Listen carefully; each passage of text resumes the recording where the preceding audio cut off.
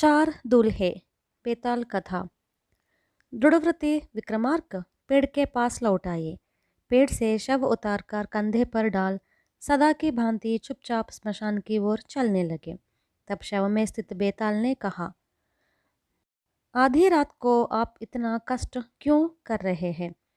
शम को भुलाने के लिए अनंत राम नाम के एक धनवान व्यक्ति की कहानी सुनाता हूँ। सुनिए। बेताल यूं सुनाने लगा। अनंतराम बहुत धनवान था।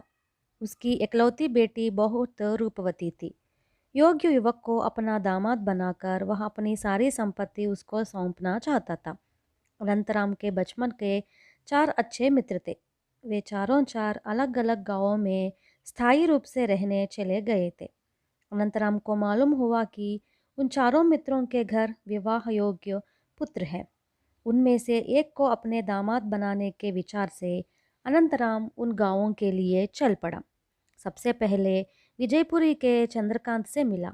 चंद्रकांत अनंतराम से कहीं ज़्यादा संपन्न व्यक्ति था।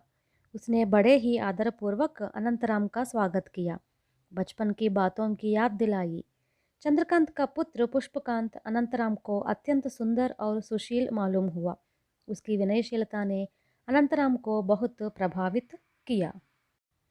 बातों बातों में चंद्रकांत अनंतराम को अपने घुड़साल में ले गया। वहाँ के घोड़ों को देखने पर अनंतराम चकित रह गया। उसके मुंह से बोल नहीं फूटे। उसकी सारी संपत्ति उन घोड़ों के मूल्य के बराबर नहीं थी। अनंतराम विजयपुर से निकलकर मल्लपुर पहुंचा। वहाँ पर उसके मित्र वीरभद्र ने भी उसका भव्य स्वागत किया। वीरभद्र उस गांव में बड़ा लोकप्रिय था। गांव के सारे मामले वीरभद्र के सामने पेश किए जाते थे। भोजन के वक्त अनंतराम वीरभद्र से कहा, तुम्हारी सारी संपत्ति चंद्रकांत के घोड़े के मूल्य के बराबर भी नहीं है। 1,00,000 मुद्राओं के मूल्य के 15 घोड़े उसके पास है। अनंतराम ने कहा। वीरभद्र पल भर मौन रहकर बोला, चंद्रकांत अपनी हैसियत से ज़्यादा ठाठ दिखाते हैं। वे अपने धन को वस्तुओं के रूप में बदलकर सबके सामने उसका प्रदर्शन करना चाहते हैं। अगर मैं चाहूँ तो उनसे कहीं अच्छा नस्ल के 50 घोड़े खरीद सकता हूँ, लेकिन इससे फ़ायदा ही क्या है? मेरा पुत्र दिन भर घोड़े पर सवारी करके अयोग्य बन जाए, यह कदापि मैं पसंद नहीं करता। उसका विचार था कि अनेक दास दासियों के होने पर परिवार के लोग आलसी बन जाते हैं। प्रतिदिन मिष्ठान्नों का सेवन करना स्वास्थ्य के लिए खराब होता है। इसलिए उसके पास चंद्रकांत से कहीं ज़्यादा धन संपत्ति के होने पर भी वह साधारण जीवन बिता रहा है। वीरभद्र के पुत्र रुद्र ने भी अपने पिता के विचारों का समर्थन किया। अनंतराम 2 दिन वहां बिताकर वर्णपुरी पहुंचा। वहां पर नागनंद सरल जीवन बिता रहा था। उसने स्नेहपूर्वक अनंतराम का स्वागत करके अपनी हालत का परिचय दिया। बातों के सिलसिले में चंद्रकांत और वीरभद्र की चर्चा चल पड़ी, पर वह सिर्फ गहरी सांस लेकर चुप रह गया। उसने अपनी कोई प्रतिक्रिया प्रकट नहीं की। नागानंद का पुत्र सत्यानंद बोला, मेरे पिताजी की इच्छा है कि मैं भी पुष्पकांत जैसा वैभवपूर्ण जीवन बिताऊं। मैंने उनकी इच्छा की पूर्ति के लिए थोड़े से प्रयत्न भी किए। उनमें कुछ हद तक मैंने सफलता भी प्राप्त की है। पूर्ण रूप से सफलता हासिल करनी है तो बहुत सारे धन की ज़रूरत है। इतना धन कमाना चाहे तो हर प्रकार का कार्य करने में लज्जा शर्म को छोड़ना पड़ेगा। वर्णपुरी तो हमारा परिचित है, इसलिए मुझे किसी और गांव या शहर में जाना पड़ेगा। मगर मेरे पिताजी की तबीयत ठीक न हो रहने से मुझे यहीं पर रहना पड़ रहा है। अनंतराम 2 दिन बाद वहां से चलकर कृष्णपुरी पहुंचा और अपने मित्र सोमदत्त से मिला। सोमदत्त अत्यंत साधारण जीवन बिता रहा था। अनंतराम उसके घर पर टिकने में भी संकोच का अनुभव करने लगा, पर सोमदत्त ने बड़े ही आदरपूर्वक उसका स्वागत किया। सोमदत्त और उसका पुत्र भीमदत्त दोनों एक ही प्रकार के विचार रखते थे। जो कुछ है उससे ही संतुष्ट हो, फुर्सत के वक्त जीवन और जगत को समझने की चेष्टा करते हुए, दर्शन और वेदांत संबंधी ग्रंथ पढ़ते हुए वे अपना समय बिता रहे थे। वे दोनों हमेशा प्रसन्न दिखाई देते थे। लेकिन सोमदत्त की पत्नी हमेशा इस बात की चिंता किया करती है कि उसके यहाँ कीमती गहने, दास दासियाँ और महल नहीं है।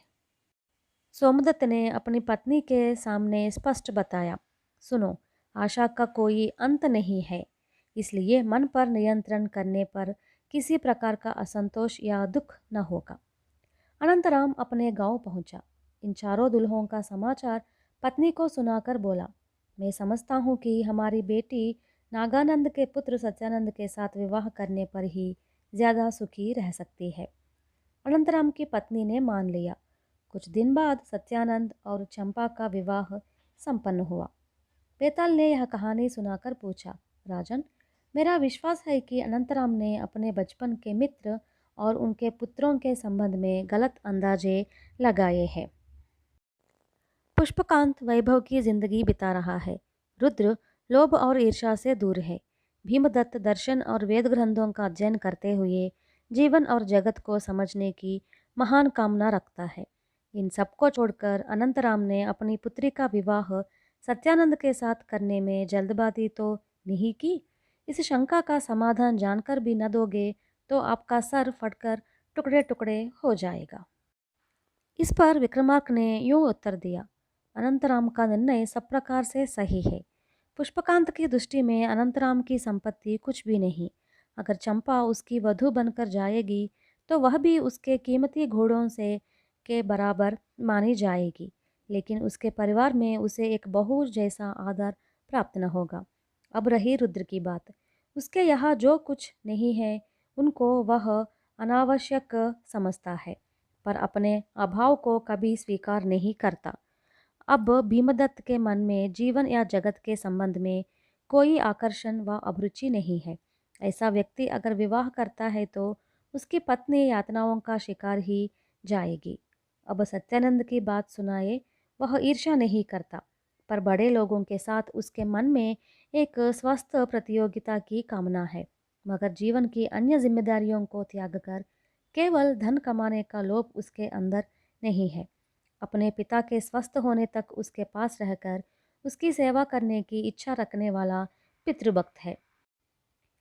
ऐसा व्यक्ति कभी न कभी अपने प्रयत्न से चंद्रकांत से बढ़कर वैभवपूर्ण जिंदगी बिता सकता है। राजा के इस प्रकार मौन भंग होते ही बेताल शव के साथ गायब हो पुनः पेड़ पर जा बैठा।